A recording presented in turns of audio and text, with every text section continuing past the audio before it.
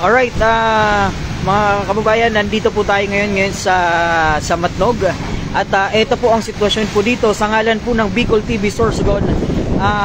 Ito po ang sitwasyon dito sa Barangay Manhumlad, kung saan makikita po natin itong dumadaang bus ay halos lumagpas na sa gulong niya yung tubig. Yung tubig po dito ay galing po dito sa mga palayan, dito sa kabilang parte ng palayan, kaya umapaw po dito ang tubig. Ito, hindi na rin po makadaan ang ibang mga sasakyan dito dahil sa pangamba na baka masira yung kanilang mga sasakyan, lalo na yung mga motorsiklo. Kahit ho tayo ay hindi na ho tayo makadaan ho dito, ano. Ayan, pero yung mga katulad nitong mga bus na medyo matataas naman yung mga makina ng kanilang mga sasakyan ay makakadaan. Ayun po, medyo i-zoom lang po natin.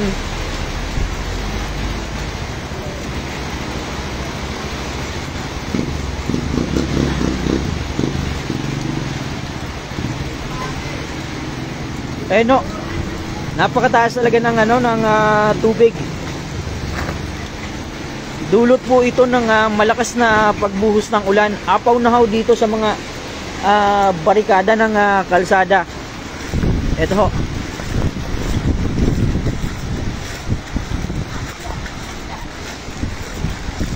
Dito po yan sa Barangay Manhumlad. Yun po ang kabilang banda ng palayan. Apaw na.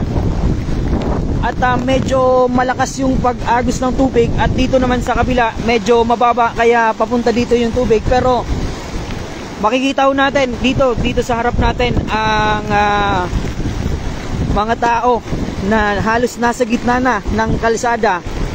Yung iba naman ay bitbit ng kanilang mga bisikleta, hindi na kayang mapidalan yung kanilang mga bisikleta. Ayan o, makikita din ho natin sa mga naglalakad doon sa may parteng gitna na halos abot bewang na ang tubig.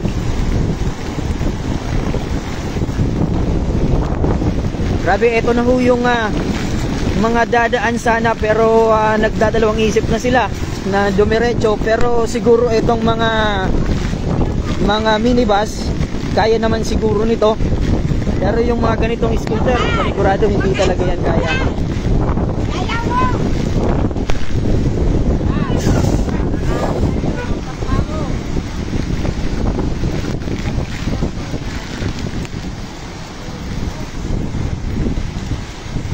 Ayan, paki-share na lang ho nito mga kababayan para sa mga dadaan ho dito ay medyo ma-alerto din sila.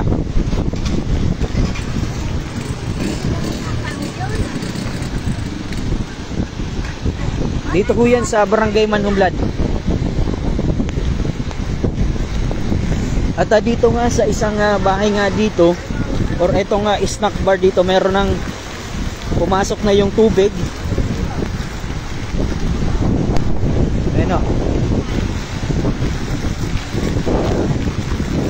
Hindi lang po ito ang ganitong sitwasyon dito. Kanina sa may barangay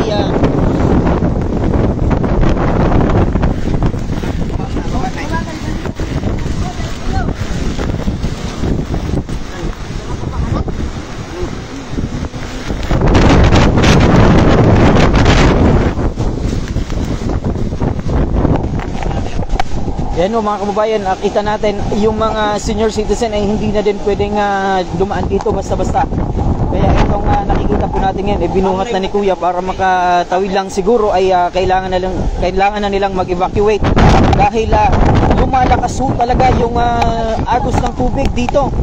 Ayan, nakikita po natin. Sobrang bilis. Sobrang bilis ng agos at talagang malakas yung agos ng tubig. Ingat po tayong lahat. Ayan, yung tricycle doon sa unahan medyo tumirik na talaga. Hindi pala medyo, tumirik na yung tricycle doon sa unahan dahil umabot sa makina ng tricycle yung tubig. Puwersa. Meron nga tayo doon nakikita, lalapitan natin. gumamit na ata sila ng bangka. Ayun.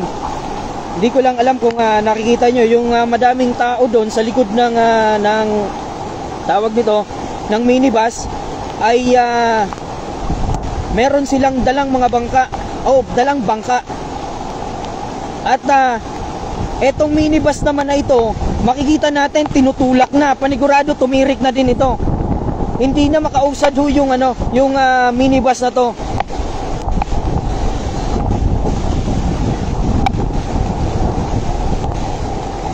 Kumusta ho? Mag-evacuate na ho kayo? Saan po yung evacuation nyo po?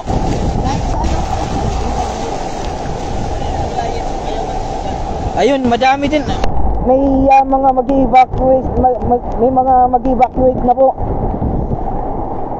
Dito, ang lakas talaga ng tubig ho dito, no? Ayun, tumirik. Dalawang sasakyan na ho ang tumirik.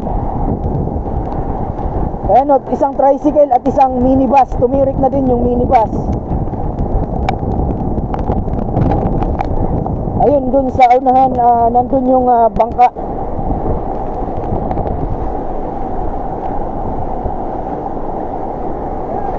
Ang lakas talaga ng agos ng tubig.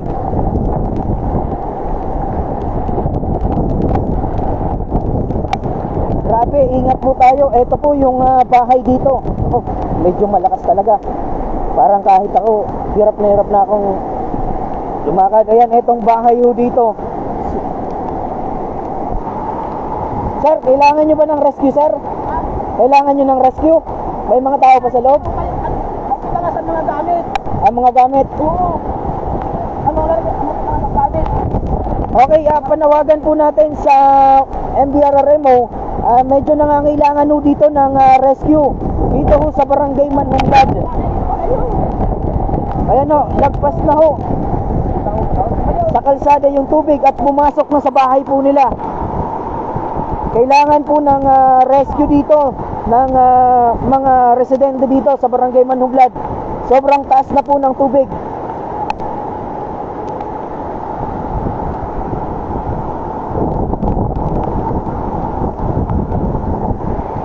Ito ho yung tumirik na minibus at pinagtulong-tulungan na para makausad.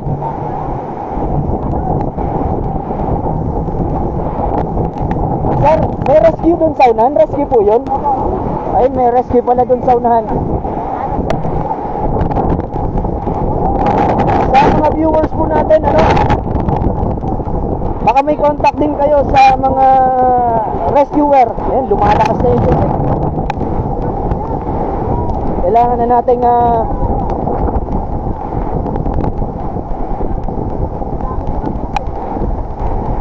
lumalakas na, mas lalong lumalakas at tumataas ho ang tubig dito sa Barangay Manhunglad. Ito po, main road po ito, main road. Ayan sila kuya, may dalang balsana para magamit din siguro nila.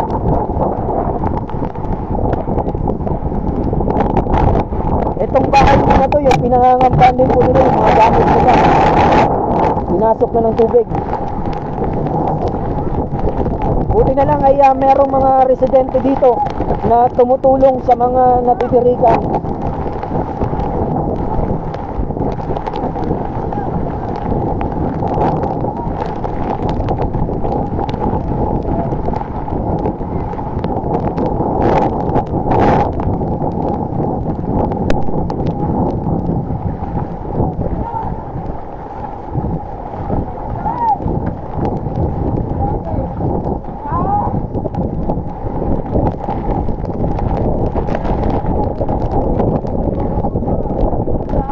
Susubukan pa rin nila na mapaandar itong minibus. Kung kagabi po ay ang sinasyan natin dito ay umabot dito sa labas, simula doon sa labas ng Matnog Court at dito sa QA, yung haba ng mga nakapila ay aabot sa 3.2 kilometers.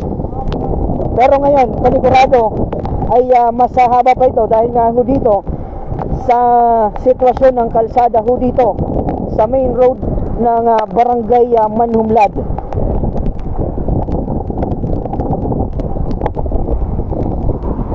Ayan ho mga kababayan, hanggang dito po muna tayo sa ngalan po ng Bicol TV Sorsogon, Maki Gomez. Abangan po natin ang mga susunod po nating update sa mga madadaanan pa po nating mga kalsada.